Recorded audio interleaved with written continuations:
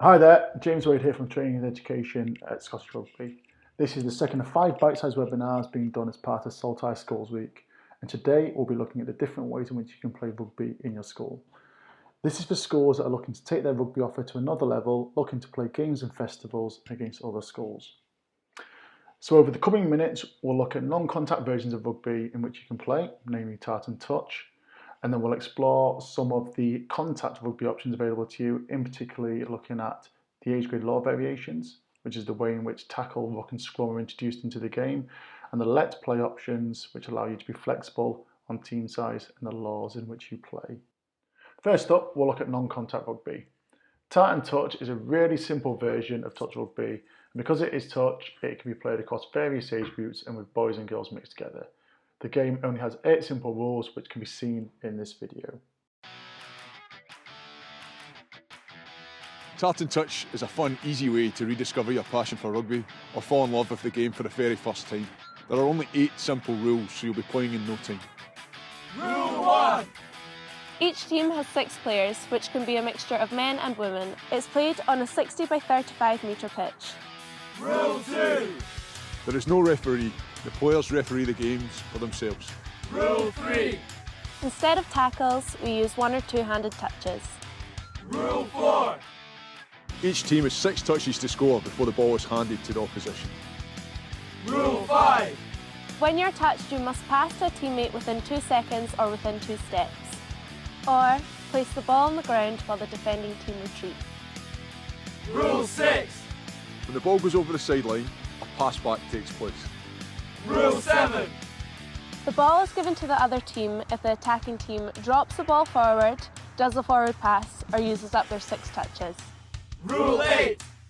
The attacking team's 6 touches get reset if the defending team does not retreat behind the ball during a ball place, knocks the ball on while attempting an intercept, makes deliberate heavy contact, or acts in any way disrespectful. And that's it. A simple way to play non-contact rugby, to get fit and to make new friends. Tart and touch, a game for everyone!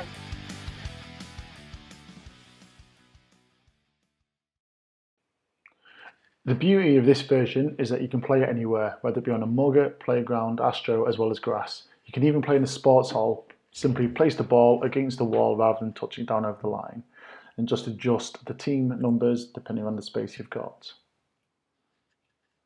Now we'll look at contact rugby. The first thing to notice is the game that you see on TV isn't the same as the one played by young players. Like many team sports, the laws have changed to reflect the developmental nature of youth sports. In rugby, this means smaller teams on smaller pitches with a contact element of tackle, ruck and scrum introduced in a staged manner as players become stronger and more experienced. Rugby is a mixed sport up to P7, but we have developed a separate set of laws for girls aged 11 above, so should you wish to use those, they are available for you. Here we have a video detailing the age grade law variations for the first stage of our full contact rugby offering at P4 and P5. It can, however, be used for older players as it's a great way to introduce contact rugby to new players.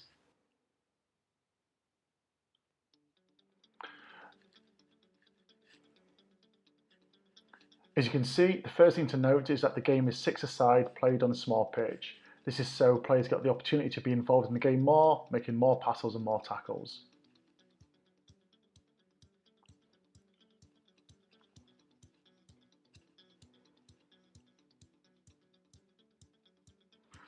The game focuses on developing only one contact aspect of the game, the tackle.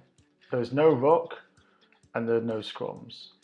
This is because it is the first chance that these players have had to practice their contact skills, so we want them to focus on the most simple and the most used contact skill, which is the tackle.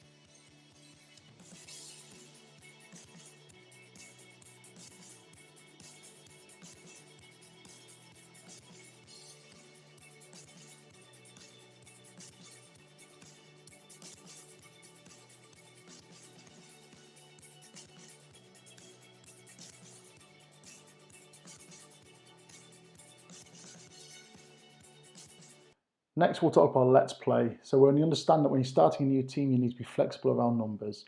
And the Let's Play menu has various options for the game, meaning you can pick and choose them depending on the experience of your players.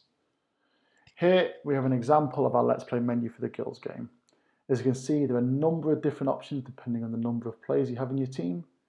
You can also choose to omit some parts of the game if you feel your players aren't quite ready for that particular skill. So for example, the Spend Glasgow Warriors school tournament chose to leave out Scrum for their S1 games, so teachers only needed to focus on coaching the tackle to their new players. You can find more information on the age grade law variations and different game formats on our online training hub at Hive Learning. So here we have the link, the training hub key which you'll need to sign in, and when you are in Hive, if you search groups and return to rugby, you'll find the age grade law variations, such as the one we showed earlier, P45, for all the different age groups, as well as different laws are available. So, thanks for taking the time to watch this webinar. You can find more information on the age grade law variations in the attached PDS. And if you'd like more information on how to get rugby going in your school, please get in contact with your local development officer.